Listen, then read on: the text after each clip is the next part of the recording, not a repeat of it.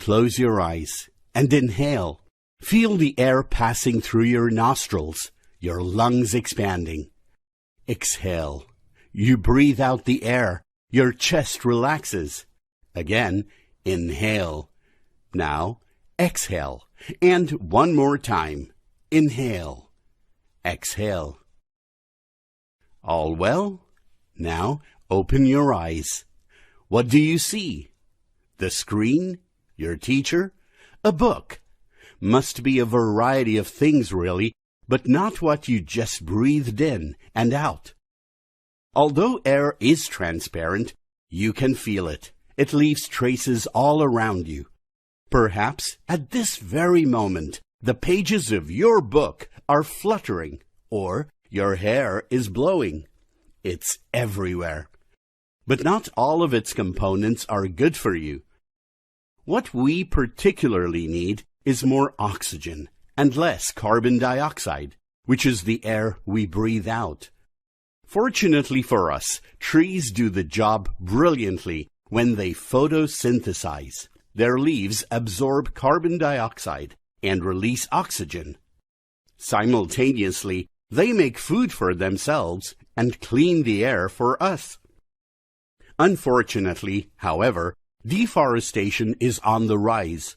To fulfill our wants, we cut down entire forests without even planting saplings in their place, not realizing the harm we are causing to the environment and to ourselves.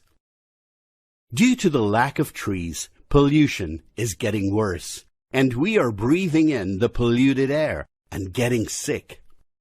It's not just human beings affected such. Some animals have become extinct, whilst others are on the verge of being so. When we destroy the forests, we destroy their homes, their habitat, without which they cannot survive for long.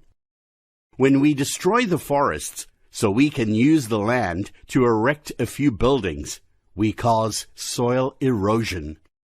This occurs when the roots are no longer present to hold the soil in place.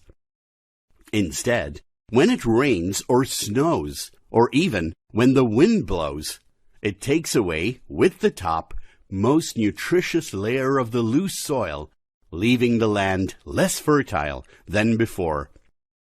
And sometimes, when the rainfall is heavy, the chopped-off trees cannot act as a natural barrier against the water, which allows the land to be flooded. It puts all living creatures in danger. The people, as well as animals, may drown or become sick. The crops may die, the homes destroyed, life becomes difficult. It does not have to be that way, though. We are responsible for this, and we can be responsible for putting things back in order too. We can pull up our superhero pajamas and start caring for nature the way it has cared for all of us this time. We can plant trees. We can water them. We can cut down our usage of wood-based products. We can ensure not to leave behind any trash when we go on holiday or to a park for a picnic. There is plenty that can be done. So, what will you choose to do?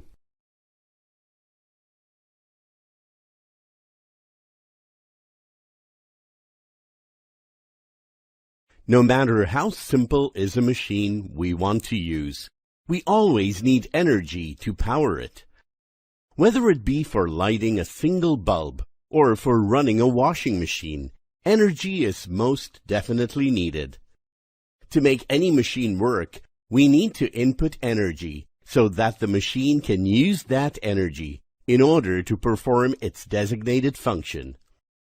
For example, consider a bicycle. Bicycle is a machine which can carry load, which mostly is ourselves, from place to place.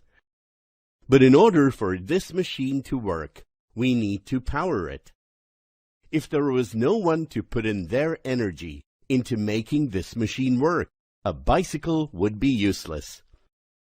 And just as we pedal on a bicycle to generate power to move its wheels, we can do the same to power a bulb with the additional help of a generator. We will input our energy into a generator, which will then create the electricity required to power a bulb.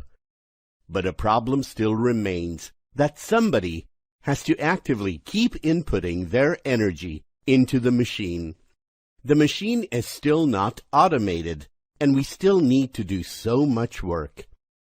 To solve this issue, people in the past learned to harness the power of flowing water. They figured that since the only thing needed to be done is to push the paddles of this wheel, then flowing water from a river or a stream can do it for them. Hence, water wheels came into being, which would be attached to an energy house. The water flowing under the wheel would force the paddles to turn, causing the wheel to spin, and in turn generate enough energy to power a small town. The engineers of this water wheel soon learned that the faster this wheel moves, the more energy it can generate. So, a priority became to have faster moving water. And as basic logic would have it, water on a slope travels faster than water on level ground.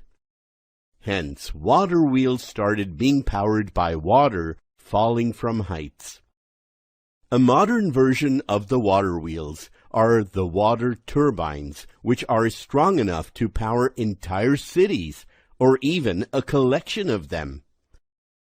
In present day, a dam is built in the way of a river, which starts gathering the water, forcing its level to rise. The turbines are present at the foot of the dam, connected to a generator. When the gates of dam are opened, water flows down from great height onto the turbines, making them move, and in turn, generating power. This power produced from harnessing the energy of moving water is called hydropower or hydroelectricity.